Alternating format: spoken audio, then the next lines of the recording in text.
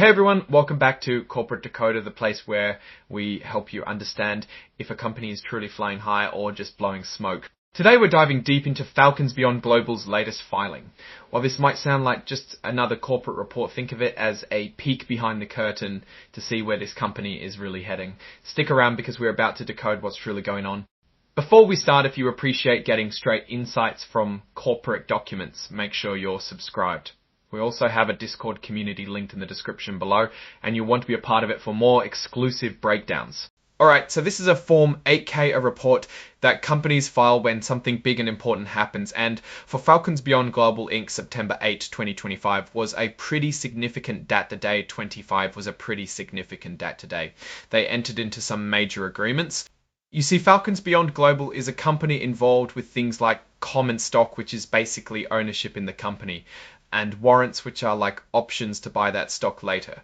This filing tells us that on September 8, 2025, they made a deal to sell new preferred stock. This new stock is called Series B preferred stock, and they sold about $28.7 million worth of it.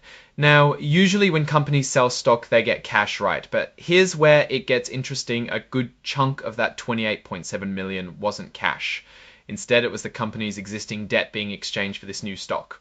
Specifically, one of the big players in this deal was a company called Infinite Acquisitions Partners Beyond Global, and they were owed a significant amount of money. So Falcons Beyond Global made a deal with Infinite Acquisitions Partners and basically said, hey, instead of paying you back the $25 million we owe you, we're going to give you shares of this new Series B preferred stock instead. This is a common move to clean up a company's balance sheet and reduce its debt obligations. In total, they sold over 5.7 million shares of this Series B preferred stock. And get this, the price per share was set at $5.00. This convertible preferred stock has some specific terms that affect how it can be converted into regular common stock and how it ranks when it comes to dividends and company payouts, especially if the company were to ever go bankrupt.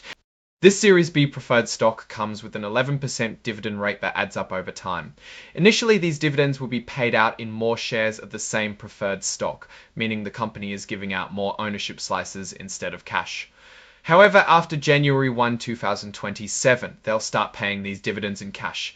This means the company has a commitment to pay its preferred shareholders, but they're deferring the cash payout for now. Another key feature is that this preferred stock will automatically convert into regular common stock if certain conditions are met.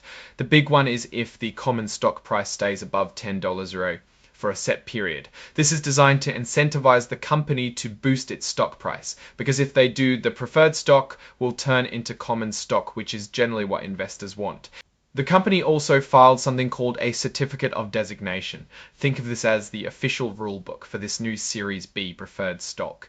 It lays out all the rights and privileges associated with it, including what happens if the company liquidates, which is basically like the company shutting down and selling everything off.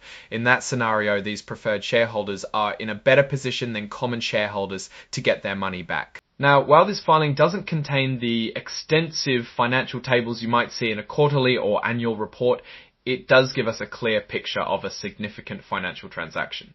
The company is actively managing its debt and issuing new stock to do so. This often happens when a company needs to bolster its financial structure or fund its operations.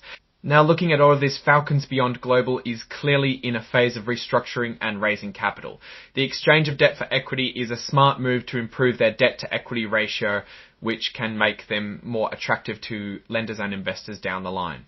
However, issuing preferred stock with an 11% dividend that can be paid in more stock shows they're committed to that debt, but perhaps don't have a ton of immediate cash to pay it out. The automatic conversion feature linked to their stock price performance is a good sign that management is focused on growing the value of the common stock. A notable risk here is how well the company can actually achieve that $10 stock price target. If they can't, the preferred stock remains outstanding and the 11% dividend obligation continues to grow. The company's future success hinges on its ability to drive growth and increase its common stock's market value. They're essentially betting on themselves to perform. In conclusion, Falcons Beyond Global is taking proactive steps to manage its financial health by reducing debt and bringing in new capital. The strategy is sound, but execution will be key. Investors will be watching closely to see if the company can meet its growth targets and make that preferred stock convert into common stock as intended.